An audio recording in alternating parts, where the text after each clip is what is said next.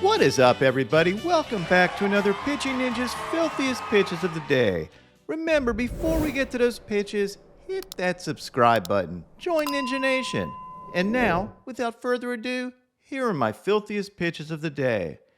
I'm going to start with Kyle Wright, who had 6 Ks in 5 1/3 innings, giving up 2 runs.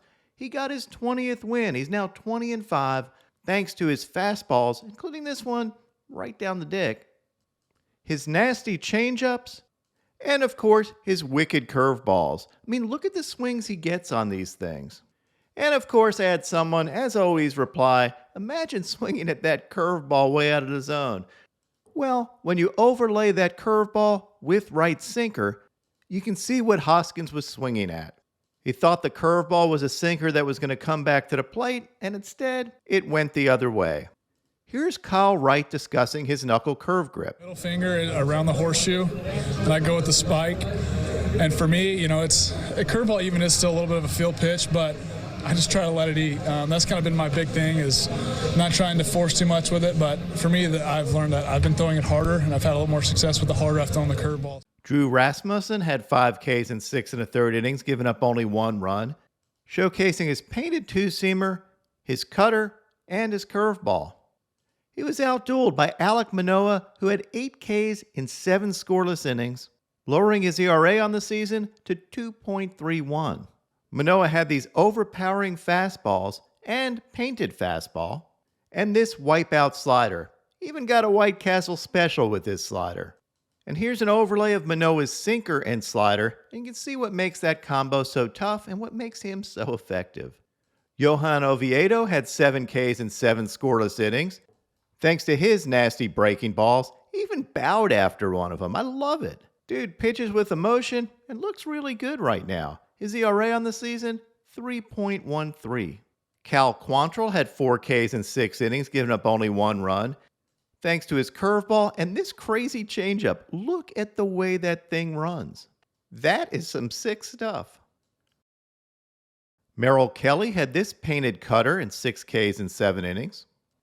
Jacob deGrom had 5 Ks in 4 innings and was terrible. He gave up 5 runs, 4 walks, and 6 hits. I am not sure I've ever said the phrase Jacob deGrom was terrible ever before. Maybe it was due to this pregame fight with Chris Bassett, where they almost came to blows. Okay, I made that up. They're just messing around. deGrom did have a few nice sliders, but his command was not deGrom-like. And he even snapped at Angel Hernandez, who was working the plate. Yes, it's Jacob deGrom versus Angel DeBlind. And it turns out that after the game, deGrom admitted that Angel Hernandez was actually right in his strike zone, and deGrom just didn't have it. What was your exchange with Angel in the first inning? I told him I thought those were strikes, and then I went and looked, and I told him going back out in the second that he had them right. So, that's on me. Yes. I would have liked to have them, but I looked and they were balls. So not only was deGrom terrible, but Angel Hernandez actually called balls and strikes correctly. Talk about the upside down world. Similarly, Framber Valdez had one of his worst outings, giving up 11 hits and 7 runs in 5 1/3 innings. He did have 6 Ks, one of them on this pretty curveball. Yu Darvish was outstanding with 8 strikeouts in 6 innings, giving up only 2 runs. Thanks to his fastballs, cutters, and sliders. Darvish has been pitching like an ace this year and is now 16-7. Corbin Burns had 8 Ks in 6 1/3 innings, and of course had his beautiful cutters, including this absolutely perfectly placed 98-mile-an-hour backdoor cutter. I mean, look at that. I don't put my stamps on envelopes that perfectly. He also got this nasty curveball sword. He outdueled Graham Ashcraft, who did have this 101-mile-an-hour cutter and this 99-mile-an-hour cutter. In fact, according to Codified Baseball, Ashcraft threw more cutters over 99 miles an hour in the first inning than any starter in Major League Baseball history has thrown in their entire career, at least since we've been measuring pitch velocity. That is nuts. Clayton Kershaw had 7 Ks in 6 innings, giving up 2 runs, and of course he had his wicked sliders, painted with his fastball, and of course had his gorgeous Cooperstown curveballs. Those things are beautiful, and I love the ones he throws to Pujols. First ballot Hall of Fame pitcher with a Hall of Fame pitch, K-ing a first ballot Hall of Fame hitter. A little ninja trivia, Kershaw's first hit he gave up was against Albert Pujols on a curveball. Here's an overlay of Kershaw's fastball and curveball, and you can see how much that curveball drops. And I love how Kershaw experiments with the movement of his curveball. Here he is throwing a backwards 12-6 curveball. I mean, look at the drop on that thing. At least you know he wasn't using sticky stuff. But my filthiest pitcher of the day was Sandy Alcantara. Alcantara was outstanding. Sandy had 11 Ks in 8 innings. He had this 100-mile-an-hour backdoor two-seamer. Yes, that's like Greg Maddux plus 10 or so miles an hour. He had this 99-mile-an-hour two-seamer running inside. That is filthy. He had a 95-mile-an-hour slider and had these incredible changeups. We should never get used to the fact that this man throws 93 and 94-mile-an-hour changeups that move like that.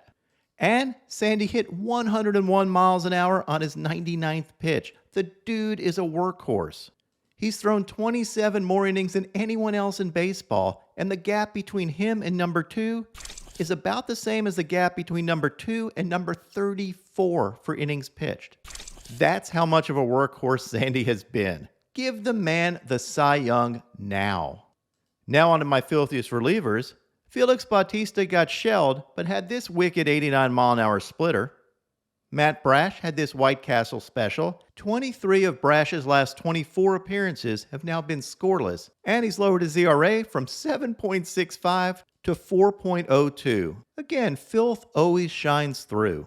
Hunter Brown had this 99-mile-an-hour gas, and look at the movement on that. That's filthy. Dude is going to be a stud for a long time. Luis Garcia had a near-immaculate inning and had this 100-mile-an-hour fastball and slider. Lucas Litke had these curveballs, including this Expelliarmus curveball.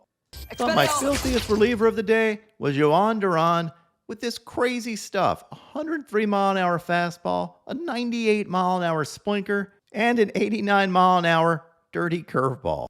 My man is a cheat code. And now, my pitching ninja moment of zen. I think I tore all the ligaments in my legs just watching this. And if you wondered what this has to do with pitching, well, it did end with 2 balls in the dirt. Yeah, that's a dad joke. What is up, Ninja Nation? My picks of the day today are a 3-legged parlay.